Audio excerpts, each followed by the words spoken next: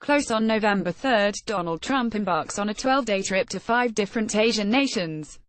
North Korea and trade are expected to top his agenda as he tours Japan, South Korea, China, Vietnam and the Philippines. Time America is smashing its geopolitical might on the anvil of its own foolishness. China and Russia are gleefully picking up the pieces. Bangkok. In May 2016, Donald Trump promised a lot of winning. "We're going to win so much," he said. "You're going to be so sick and tired of winning, and you'll say, 'Please, Mr. President, we beg you sir, we don't want to win anymore. It's too much.'" He turned out to be right. We just didn't know at the time that the Mr. President he was talking about was President Xi Jinping of China. As Trump makes his diplomatic tour of Asia, the West faces a simple and unfortunate reality.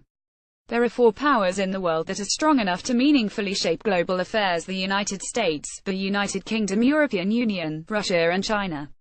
More the global war against journalists, more we're loosening the rules for killing. This won't end well. Europe and Britain are turning inward, battling the self-inflicted wound of Brexit and trying to minimize the damage from a liberal populism in Hungary and Poland. The US under Trump has taken a transactional, short-term view of diplomacy that willfully cedes US influence and leverage, except on a narrow band of issues near and dear to Trump. These simultaneous trends mean that the West is smashing its geopolitical might on the anvil of its own foolishness. The authoritarian regimes in China and Russia are gleefully picking up the pieces. Here in Bangkok, it's striking how everyone I talk to, from generals in the country's ruling military junta to even the most liberal-minded political party leaders, says the same thing off the record: China is the new power. Trump's America is waning, and we can extract what we need from him using flattery without giving up anything meaningful. I spoke to a former Thai foreign minister, for example, who told me that Trump sees Thailand exclusively through the lens of helping to put pressure on North Korea. As a result, the message Trump gave to the military junta was simple: get in line and help us isolate North Korea. The problem: Thailand already was happy to do so.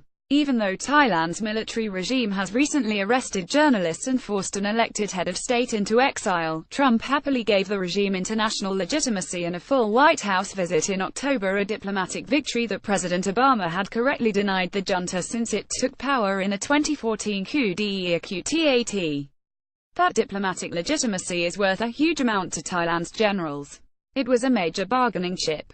Trump threw it away in exchange for Thailand agreeing to buy an infinitesimal 155,000 tons of American coal, which accounts for 0.02% of the U.S. coal production. Quite the art of the deal. Thailand is drastically ramping up military purchasing and infrastructure deals with China. It is eyeing more long-term trade engagement with Beijing, particularly now that Trump's decision to scrap the Trans-Pacific Partnership trade agreement has created far more uncertainty. In the past, Thailand's government might have worried more that these moves would alienate the United States. After all, Thailand is America's oldest ally in the region. But under Trump, Beijing is accelerating a long-term shift as it peels Bangkok away from the orbit of Washington. Of course, Thailand is only a mid-level player in the region. But it's a microcosm of a broader long-term trend across Southeast Asia. And with Trump, can we really pretend to be surprised? Xi is seasoned, capable, calculating. Trump is inexperienced, incompetent, impulsive. Xi thinks 10 years into the future. Trump thinks about 10 seconds ahead. During his visit this week, citizens in this part of the world are being exposed to Trump's unthinkable and unthinking ignorance of their region's politics. According to a report in the Japan Times on the North Korea nuclear threat, Trump could not understand why a country of samurai warriors did not shoot down the missiles. Aside from being ignorant of Japan's political culture as an overtly pacifist nation, the samurai warrior line is cringeworthy. Perhaps Trump could also inquire whether geishas could use their fans to blow away the missiles, or whether Prime Minister Shinzo Abe could just find the right pokeball to contain Kim Jong-un. Xi doesn't make such idiotic comments. And there are clear signs that Xi, like Thailand's government, has figured out that China can keep chipping away at American diplomatic power in the region, so long as he indulges Trump's ego.